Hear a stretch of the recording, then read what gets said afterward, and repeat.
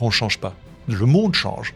C'est pour ça d'ailleurs qu'on a de moins en moins de succès à l'international. C'est parti pour un nouvel épisode avec Pierre Marcolini, un des plus grands chocolatiers belges. Alors tout a commencé quand il avait 14 ans. Il a dit à sa mère, maman, je veux devenir pâtissier chocolatier. J'ai changé mes jouets pour pouvoir avoir effectivement le gâteau de l'autre. L'âge de 14 ans où ma mère me regarde et me dit « Mais qu'est-ce que tu veux faire dans la vie ?» Et je lui dis « Je veux devenir pâtissier, chocolatier. » Et elle me dit « Mais tu choisis un métier facile. » Dans le regard de maman, ça a été ça. Ça a été un moment de déception. Après avoir fait plusieurs formations, plusieurs maisons, plusieurs écoles, il se lance et ça fait maintenant 30 ans qu'il a lancé son projet. 30 ans où j'ai créé cette entreprise, la valeur travail.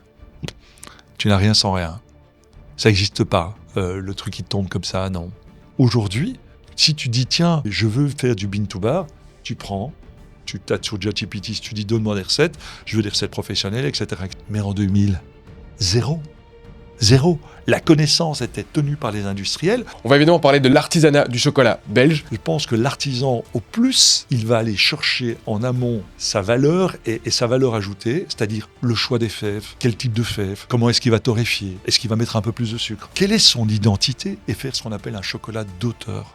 Il y a des chocolatiers qui ont un savoir-faire extraordinaire en Belgique. On va parler de son système de production. Pierre Marcolini, qui est devenu une marque, soyons clairs, Ouais. au départ. Aujourd'hui, effectivement, on a plus de 60 boutiques, on a 500 collaborateurs, on est très présent en Europe, au Middle East et en Asie. Et aussi de ses doutes et de ses enjeux du moment, de sa vision du chocolat pour les 30 prochaines années.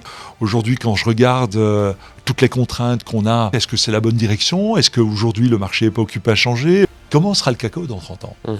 C'est quelqu'un qui a envie de transmettre et je pense que l'objectif est rempli avec cet épisode.